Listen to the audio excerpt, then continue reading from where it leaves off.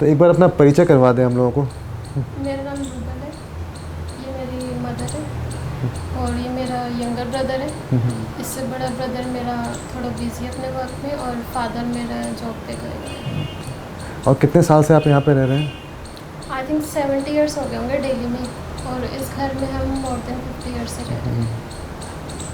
काफ़ी अच्छा लगा, मतलब आप दिल्ली में इतना बड़ा आंगन होना भी बहुत बड़ी बात है, जी, और इतना अच्छा आंगन में आपका कीनू का पेड़ है। हमारे जैसे गेस्ट वगैरह आते हैं तो वो भी like they are totally shocked. घर में तुम्हारे पेड़ है, लाइक हमें तो पौधा लगाने की जगह नहीं मिलती घर में। जी जी। 3 बार फल दिया थी ऐसे। अच्छा, 3 बार लग गई। अब विंटर्स में देगा, जी, है ना? सीजनल होता है। ठंड के टाइम पे आता है ना कीनू, दिसंबर में पक जाता है। जिसमें पक जाएगा।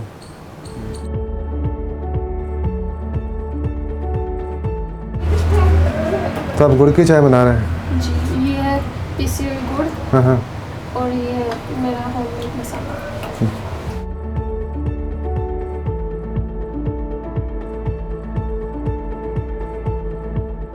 आप चाय मसाले में क्या क्या डालते हैं? छोटी इलायची हो गई, लौंग, दालचीनी पाउडर या दालचीनी थोड़ी सी क्रश करके, और सौंफ डाल दिया, बस ये चीज़ें डालती हैं। सौंफ का काफ़ी इस्तेमाल होता है, मैंने देखा है हर जगह पे, हरियाणा और पंजाब में। जी, वहाँ चाय में गुड़ की चाय होगी और सौंफ ज़रूर होगा।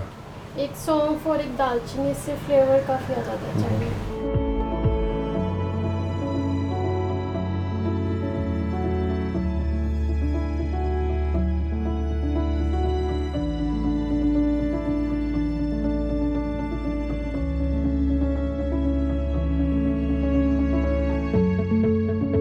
ये मैंने आपके लिए स्पेशल एयर फ्रायर में बनाई है। अच्छा, ये घर पे बनाई हुई है? ये एयर फ्रायर में एक कसूरी मेथी डाल के? कसूरी, इसमें ड्राई मसाले डले हुए हैं, कसूरी मेथी, और मोयन के लिए घी डाल दो या तेल डाल दो। हमारी दादी जो थी वो एक्चुअली स्नैक्स सारे घर पे खुद ही बनाती थी, तो उनसे मम्मी ने सीखा, फिर मम्मी से मैंने सीख लिया।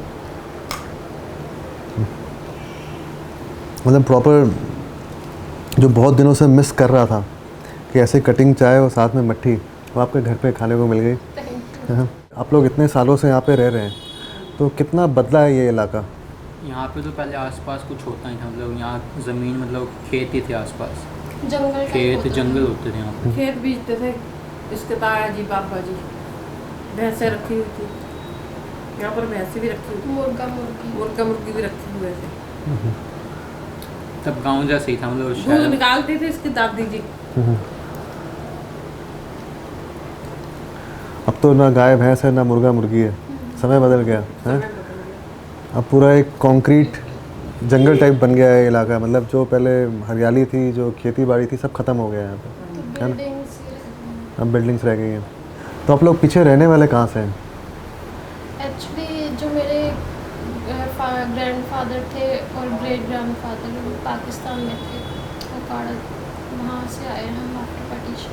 तो वेस्ट पंजाब में थे, जी, तो उसके बाद पार्टीशन के बाद आप लोग इधर? पार्टीशन के बाद बाद तो जैसे जलंधर आए। कुछ भी लाइक हाथ में नहीं था, घर वर सब उधर छूट गया था, बस गोल्ड था दादी का और पैसे भी नहीं थे उस टाइम इतने, तो फिर पंजाब में रिलेटिव्स के पास रहे थे थोड़ा। मेरी दादी एक्चुअली पंजाब की थी, तो उनके घर रहे 2 साल उनके घर रहे थे। फिर काम वाम के सिलसिले में मेरे दादाजी दिल्ली आए। और इतना बड़ा मतलब डिस्प्लेसमेंट हुआ पॉपुलेशन का, वहाँ से लोग आके यहाँ आना, और उसके बाद फिर कुल स्क्रैच से, मतलब कहते हैं ना, बिल्कुल स्क्रैच से उन्होंने ज़िंदगी दोबारा से शुरू करना। एक जहाँ पे बसा बसाया घर, वो बिल्कुल एक रातों रात आपको पता चले कि आपको घर छोड़ के कहीं और जाना है, और वहाँ बिल्कुल जो ज़िंदगी है वो शुरुआत स्टार्टिंग ज़ीरो से करनी है। तो काफ़ी स्ट्रगल वाला फेज़ था जो भी लोग पार्टीशन के बाद इंडिया आए उन सब के लिए। और शुरू के टाइम पे ऐसा बता रहे थे कि घर मिलना भी एक बहुत स्ट्रगल था। बहुत लोग गुरुद्वारे में रहे, बहुत लोग पार्क में रहे, बहुत लोग जहाँ पे उनको जगह मिली, आर्चेज होते थे पुरानी दिल्ली में, उसके नीचे भी रहे। तो रिफ्यूजी कैंप्स थे, वहाँ पे रहे कई कई सालों तक। उसके बाद फिर एक मिनिस्ट्री बनाई गई, उसको बोलते थे मेरे ख्याल से ministry of resettlement and rehabilitation. फिर उन लोगों ने जो प्रॉपर्टी के कागजात थे जिनके पास, जो पाकिस्तान से यहाँ दिल्ली में आए, हाँ, उसके अलॉटमेंट शुरू हुई लोगों को। और फिर कई इलाके दिल्ली में बने, जैसे आपका वेस्ट दिल्ली का साइड है, आप चले जाएं करोल बाग, तिलक नगर जी, उस तरफ हुआ। इधर आपका डेरावाल, गुजरावाला टाउन नॉर्थ दिल्ली में, उसके बाद मुखर्जी नगर, ऑटरम लेन, हडसन लेन, तो ये सारी जगहें वहाँ पे धीरे धीरे रिफ्यूजीज़ को अलॉटमेंट जगह की गई और वही लोग वहाँ रहते हैं। आज भी पंजाबी डोमिनेटेड इलाका है ये सारा, जो मैं नाम बता रहा हूँ आपको। हाँ।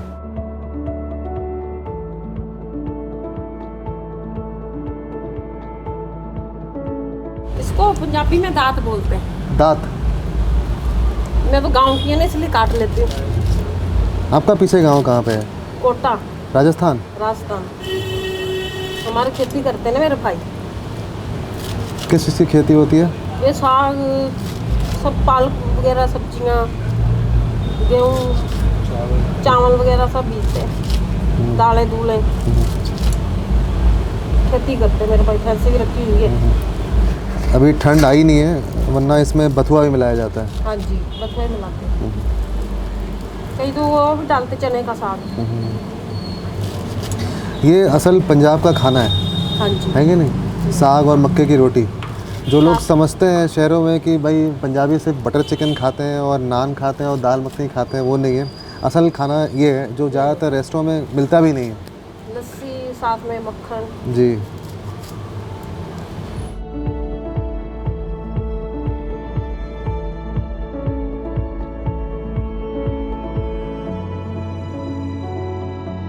साग को ना 2-3 बार धो के फिर तीले में डाल दिए, खुला बनाते हैं, अच्छा बनता है इससे। कुकर में अच्छा नहीं बनता। फिर इसमें क्या करते हो, अदरक, लहसुन, हरी मिर्च ये पीस के ये डाल देते हैं इसमें। फिर अच्छी तरह पक जाता है। थोड़ा सा मक्की का आटा डालते हैं, इसको घोट देते हैं फिर मदानी से।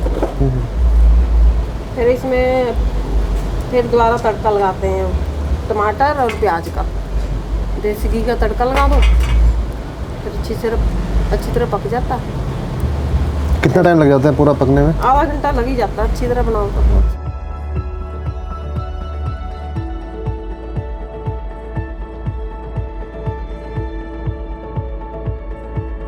जब ये उबलना शुरू हो गया, अब इसको घोटेंगे थोड़ा सा मक्की का आटा डाल के, फिर इसको तड़का लगा देंगे साथ में।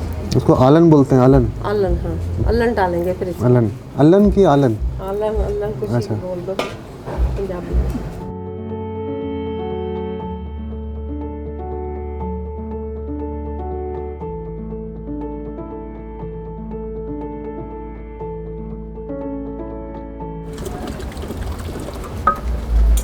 ये डाला जा रहा है मक्की का आटा। हाँ जी।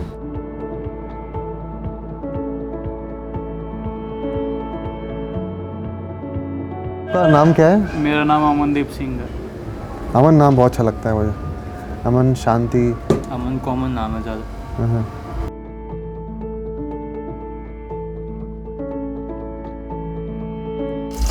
पहले लहसुन अदरक डाल लिया, इसको लाल कर लेंगे।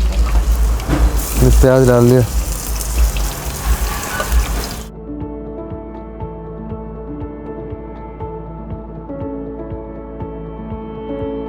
तड़का तैयार हो गया, अब इसमें ना साग डाल रहे हैं।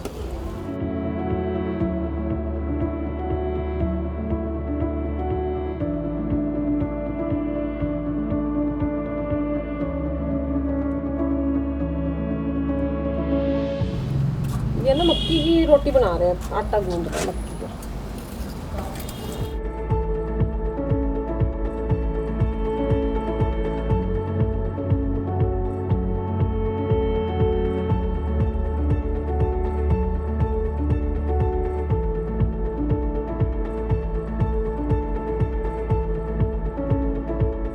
तो ये पक गई हमारी मक्के की रोटी।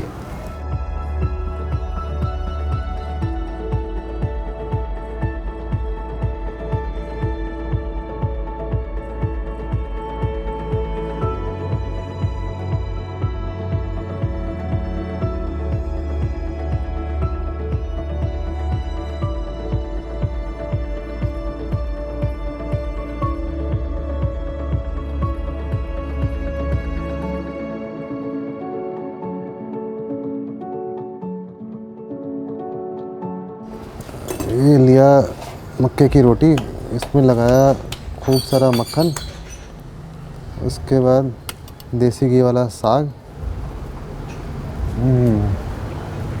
साग बहुत ही अच्छा बना है। सबसे अच्छी बात, इसको आपने हाथ से घोटा है ना, हाँ जी। उसका एक अलग मज़ा है।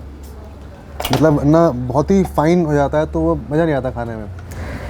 और अच्छा है कि आपने उसको पकाया है लकड़ी पे, अच्छा एक सोंधापन होता है वो भी इसमें है, मीठापन आ जाता है। मीठापन आ जाता है वो भी है। ये खाना शुरुआत हुई है कि जो खेती करते थे किसान, वहाँ से उसके अब जाके सब लोगों ने खाना शुरू किया। लेकिन जो ये प्रॉपर जो खाना है किसानों का खाना माना जाता है कि वो अपने खेत पे ही मक्के उपजाया, उसके बाद फिर मक्के की रोटी बनाई, साग खेत से तोड़े, उसके बाद साग पका लिया। ठंड के टाइम पे पालक, बथुआ, चने का साग, सरसों का साग, ये सब मिला के बनाते हैं। अभी ठंड की शुरुआत नहीं हुई तो बथुआ नहीं मिलेगा, अभी सिर्फ आपको पालक मिल जाएगा, सरसों मिल जाएगा।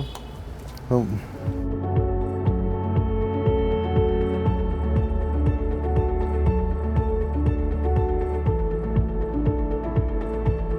आपको खाने में सबसे ज़्यादा क्या पसंद है? मक्की की रोटी, सरसों का साग। यही जो आपने बनाया है? हाँ जी, लस्सी साथ में मक्खन। क्या ये सर्दियों में बहुत अच्छी लगती है। और गर्मियों में? गर्मियों में कढ़ी चावल। आलू लस्सी पीने हैं। लो जी, चीयर्स।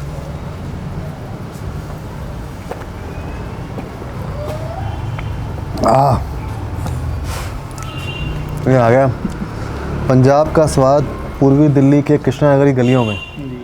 है जी। मैं आ गया गुड़पाड़े। नहीं सर, साग खा के गुड़ पारे ना खाओ तो इनकम्प्लीट ही लगता है। बिल्कुल। मतलब आप भी लो। पूरा कोर्स कंप्लीट होना चाहिए, है कि नहीं? ये गुड़ से बनाया गया है और इसके ऊपर में सौंफ भी है। कई लोग ब्रेकफास्ट वगैरह में ही खाते हैं इसको। शादियों में भी हम इसी की मिठाई देते हैं, उससे भाजी देते हैं। इसमें मट्ठी होती है, शक्कर पारे होते हैं, गुड़ पारे होते हैं। सबसे अच्छे गुड़ पारे पता है वो दिल्ली में कहाँ मिलते हैं? मलकागंज में एक दुकान है, मलकागंज कमला नगर के पास में एक इलाका है, वहाँ एक बहुत पुरानी दुकान है मट्ठी की। वो मट्ठी बहुत अच्छी बनाते हैं, गुड़ पारे बहुत अच्छे बनाते हैं। ये भी बहुत अच्छा है, अच्छा सौंफ का जायका है।